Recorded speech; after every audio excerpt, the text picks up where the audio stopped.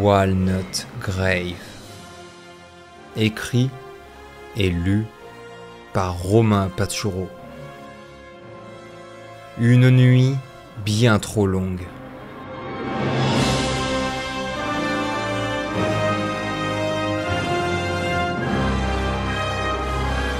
Tu es le dernier.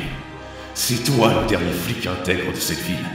Montre-leur comment on rend justice à Walnut Grave.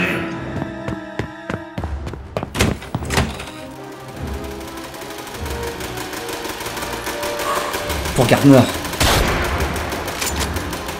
Et pour Johnson.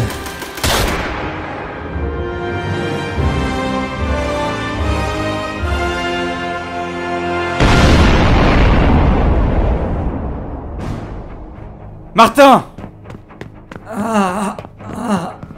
Accroche-toi, vieux. Je suis là. On va s'en sortir. Tiens, on va s'en sortir. Kane, qu'est-ce que tu fous? Johnson est dans cette fournaise. Kane, arrête! Il est mort! Charlie, lâche-moi, laisse-moi le sortir de là. Il est mort, je te dis. C'est fini. Lâche-moi, putain! Vous allez arrêter vos conneries. Venez m'aider, Martin va mourir. Oh non. Non, non, non, non, non, non, non, non. Martin. Carl. Martin, tu nous entends? Carl. Je suis désolé. Je suis désolé. On est là, Martin. C'est nous, on est là. Inutile. Ces tympans ont explosé avec le Hillwolf.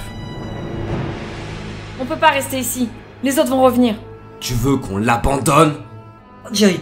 Charles. Je suis désolé. Jerry, tu sais quoi faire? Par pitié, dis-moi que tu sais quoi faire. Je sais ce qu'il faut faire, mais tu vas pas aimer. Carl. Carl. Je t'en supplie. Tenez-le! Il est en train de réaliser ce qui se passe. Martin! Martin! Regarde-moi. Ça va aller. Je suis là. Je te laisse pas. On te laisse pas. On sera toujours avec toi. J'aurais aimé qu'Harry soit là. Nous aussi.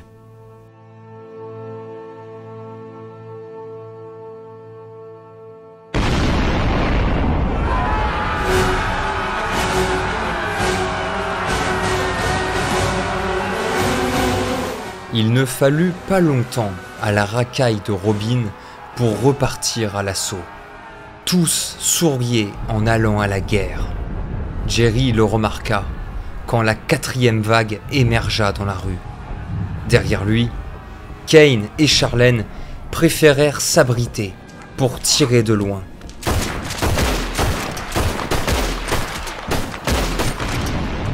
Mais Red Jacket était un homme de première ligne. Au milieu des échanges de balles, le militaire essaya de s'emparer de la mitrailleuse du dernier camion encore dressé sur ses roues. L'autre avait été retourné par l'explosion du Hillwolf. Mais ceux d'en face avaient la même idée en tête. Retrouvant ses réflexes des guerres indiennes, Jerry joua des poings autour du monstre de fer endormi. Il cognait tout ce qui l'approchait. À chaque coup, il ressentait une immense satisfaction de ne plus avoir à se retenir.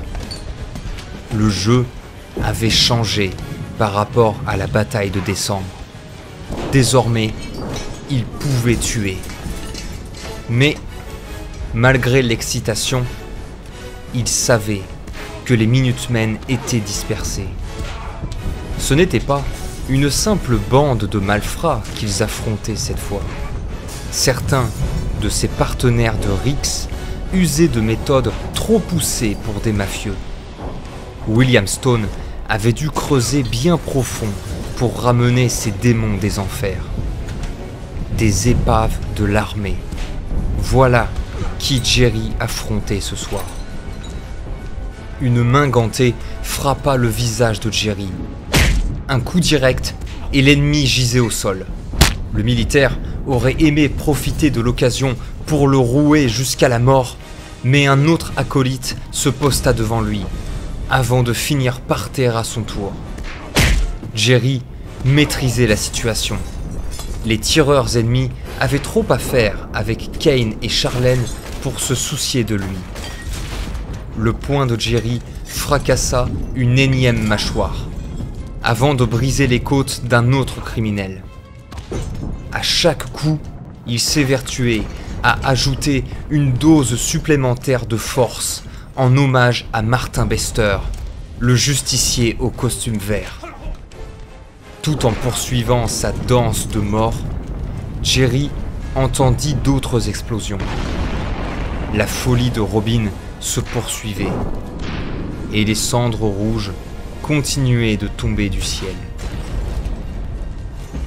Comme ses amis, Jerry avait vu la porte de la tour de garde voler en éclats sous les assauts des débris chauffés à blanc du Hillwolf. Le passage leur avait été ouvert en échange de la vie de Martin. Mais même avec cet espoir de victoire, Jerry, Charlène et Kane savaient qu'ils devaient d'abord en finir avec la marmaille de Robin. Jerry dominait toujours le terrain. Il continua de frapper, inarrêtable dans ses mouvements. Toute sa vie avait été façonnée pour ce genre de situation. L'invulnérabilité de Red Jacket s'estompa subitement quand une piqûre le frappa en plein ventre. Jerry baissa le regard. Il vit le rouge de sa veste s'assombrir. Une tache se forma lentement. Exalté par la vue de son propre sang, le Red Jacket se mit à frapper encore plus fort. Il chercha du regard le responsable de sa blessure. Plus il se battait, et plus il sentait la douleur s'intensifier. Son souffle était saccadé. Sa vue se floutait par instants. Il refusa de fuir, trop assoiffé de revanche pour écouter les lamentations de son corps. Mais qu'importe où ses yeux se posèrent, jamais il ne trouva son invisible adversaire. Les projectiles continuaient de voltiger autour de lui. Il remarqua les longues traînées de sang qu'il laissait derrière lui. Et il se rendit compte que de toutes les fins possibles et imaginables, le Tout-Puissant avait choisi le hasard pour achever son existence.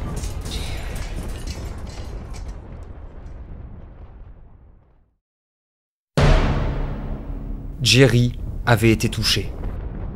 Et pourtant, il continuait de se battre. Charlène était bouche bée devant une telle rage de vaincre.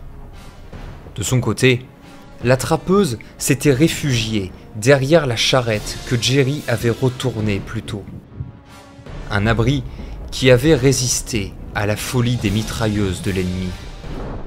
Voyant le peu de balles qui lui restaient, la furie du Montana fut forcée de réduire sa cadence de tir. Elle envisagea même un court instant de rejoindre Jerry pour jouer dans la mêlée avec son couteau. Mais la ligne de feu adverse était trop imposante. Les derniers hommes de Robin, enfin les derniers en théorie, utilisaient également les décombres du Hillwolf pour avancer et atteindre le dernier camion encore debout. Ayant perdu le luxe du tir de barrage, Charlène passa de longues minutes à régler sa visée, pendant que Kane, caché sur sa gauche, derrière des gravats, arrosait toute la rue avec ses revolvers, visiblement peu concerné par la pénurie de munitions. Un tir, un mort, cran de levier. Un tir, un mort, cran de levier. Et ainsi de suite. Dès qu'une occasion se présentait, Charlène la touchait en plein cœur. Entre deux rechargements de culasse, la trappeuse jeta un bref coup d'œil vers ses amis. Kane continuait de pilonner l'ennemi, tandis que Jerry avait finalement abandonné le corps à corps pour bondir aux côtés du cavalier noir et participer au feu croisé. Ce combat s'éternisait, mais son issue semblait bien moins glorieuse qu'en décembre. Pendant la libération, Charlène avait vu beaucoup d'hommes s'enfuir. Il suffisait de pointer une arme pour les faire détaler. Le syndicat avait tellement sous-estimé les Minutemen que la plupart des sbires de Joe Sigel avaient cru remporter la bataille par la seule force des poings. L'armée de Robin Finger était différente.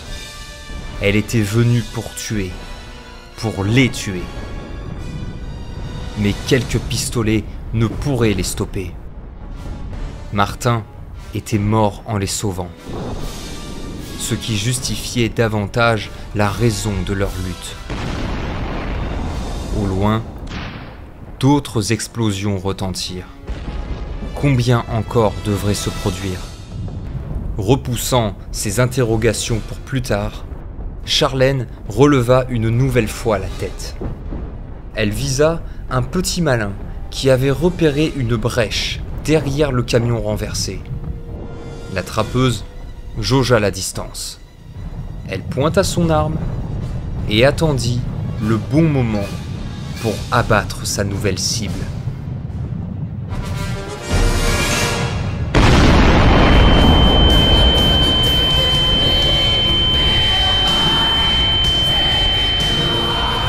Le vacarme de la détonation agressa ses tympans. Le souffle de la déflagration la fit trébucher. Une vague de chaleur passa au-dessus d'elle. Charlène ferma les yeux et blottit sa tête entre ses mains. Des débris tombèrent autour d'elle. Des chocs lourds qui manquèrent de la faire pleurer de terreur.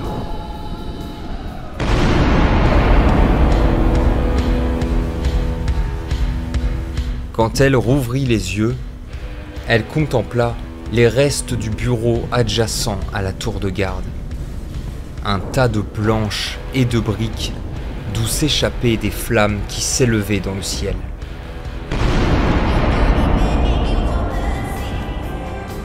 Sa tête était lourde, sa gorge la brûlait. Une mauvaise odeur de bois calciné embaumait ses narines. En regardant du côté de Kane et Jerry, elle remarqua la brume qui l'entourait.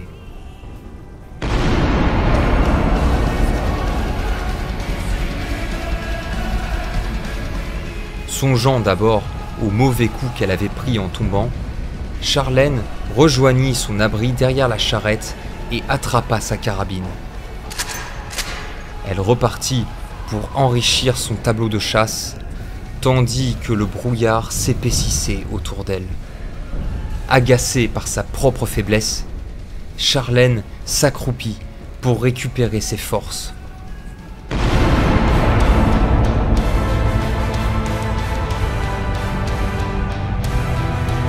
Alors qu'elle luttait contre son corps, elle posa distraitement son regard vers les restes du bureau, là où elle avait abattu William Stone. Elle sentit son cœur tambouriner avec fureur en remarquant l'épaisse fumée noire de l'incendie. Cette ombre gigantesque se ruait sur elle. Charlène ne put retenir ses poumons de cracher, dégoûtée par la cendre qu'elle avait avalée.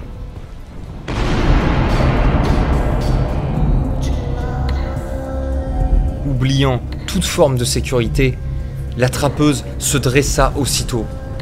Elle voulut rejoindre Kane et Jerry.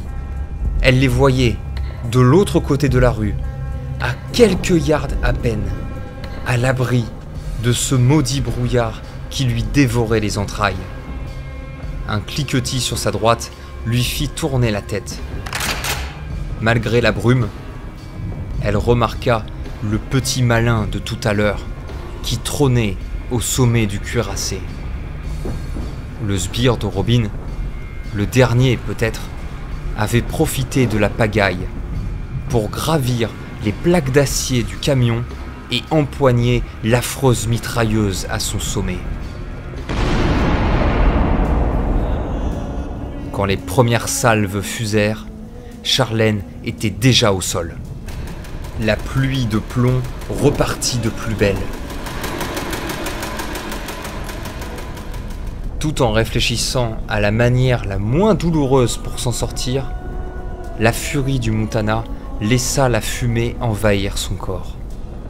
Elle supposa que Kane viendrait la chercher, mais un simple coup d'œil lui prouva le contraire. Le cavalier noir, lui aussi, était empêtré derrière sa barricade, incapable de réagir au pilonnage de la canonnière à roulettes. Pendant ce temps, la brise continuait de jeter à Charlène ce spectre brumeux qui trouvait sa force au cœur de l'incendie du bureau de William Stone.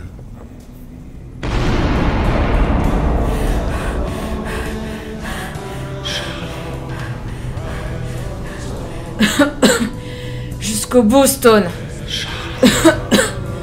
Jusqu'au bout. Tu m'auras emmerdé.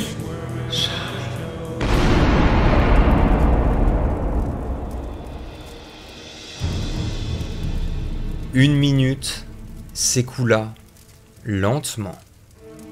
Charlène demeura assise derrière sa charrette, écartelée entre les rafales de mitrailleuses et les cendres de Stone.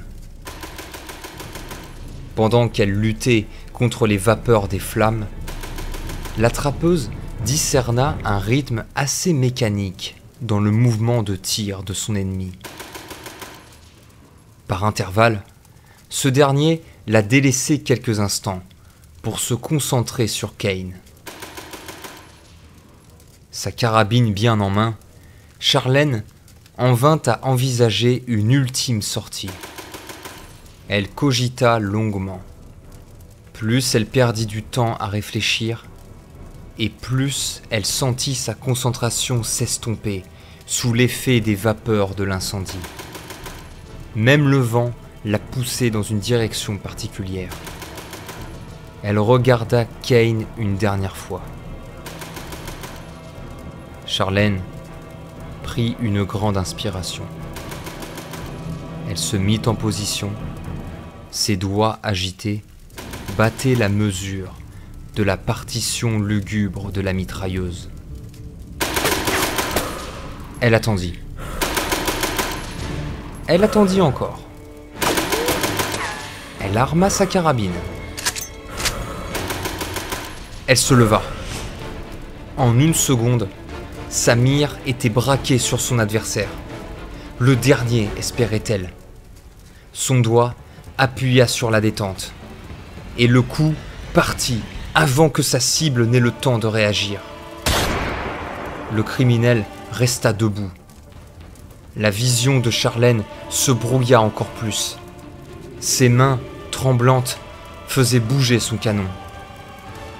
Trahi par son esprit sur le point d'imploser, la furie du Montana actionna de nouveau le levier de sa carabine et redoubla d'efforts pour se concentrer, alors que la fumée noire passait autour d'elle. Elle n'avait plus droit à l'erreur. Son adversaire avait déjà retourné son morbide instrument de musique contre elle.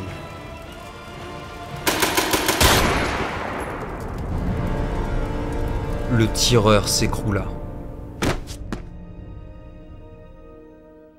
C'était fini. Il n'y avait plus de vagues. Il n'y avait plus de détonation. Il ne restait que le silence.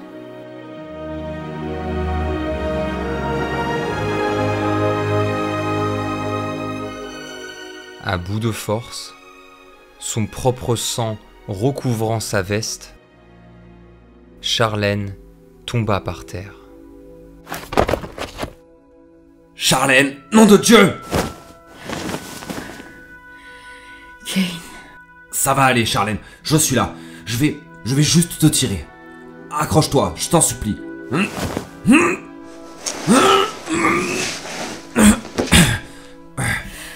Charlène, je suis là. Ton ventre a morflé. Tiens, pose ta main là. Appuie fort. Je suis là. Kane, c'est fini. Dis pas ça, bordel. On a déjà perdu Martin. J'ai déjà perdu Billy. À toi, je te perds pas. Tu m'entends? Kane. Arrête. T'as pas le droit de nous laisser. Je peux pas.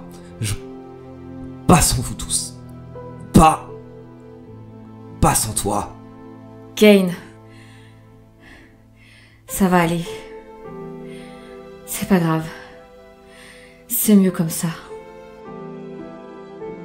Kane resta aux côtés de Charlène. D'une main attendrie, il écarta ses cheveux blonds de son visage. C'était la première fois que la furie du Montana lui paraissait si vulnérable. Malgré son regard autoritaire qui défiait sa propre mort. Kane caressa la joue de la mourante. Il espérait l'apaiser pendant le peu de temps qui lui restait. Jerry avait fait de même avec Martin. C'était maintenant au tour de Charlène de quitter cette aventure. Rien ne pourrait faire cesser ce flot de sang qui s'échappait de son corps. Kane n'était pas médecin. Jerry non plus. Le seul qui aurait pu sauver ses compagnons était toujours caché dans sa tour. Kane continua de masser la joue de son ami. Son regard plongé dans le bleu si pur des yeux de Charlène. Il tâcha de montrer son air le plus serein, alors que le souffle de la trappeuse se faisait de plus en plus lent, jusqu'au moment où elle ferma ses paupières pour la dernière fois. Son visage se figea dans une expression de quiétude qui rassura Kane. Une larme s'échappa sur sa joue. Kane demeura au chevet de Charlène pendant une éternité. Autour des justiciers, les cendres continuaient de tomber, mais le bruit des explosions avait cessé. Il n'y avait plus rien à détruire. Un râle de souffrance fit sortir Kane de sa torpeur. Jerry Shuster était avachi à côté de Martin. Sa main bloquait vainement la coulée de sang qui venait se perdre sur le rouge de sa veste.